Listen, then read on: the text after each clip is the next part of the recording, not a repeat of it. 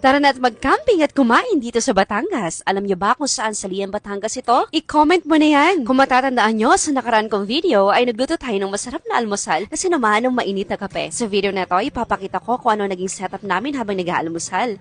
Tingnan niyo naman kung gaano kaganda ang campsite na to. Samahan pa ng masarap na pagkain at kwentong may kwenta. At syempre, mawawala bang nakakaganang musika? Ay, siramsa na.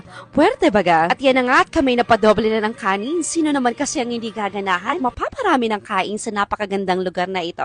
Tingnan nyo naman. Ang malaking bundok na yan, tawagin lang nating Batanggenyong bundok. At alam nyo ba kung ano ang nasa dulo ng malaking bato na yan?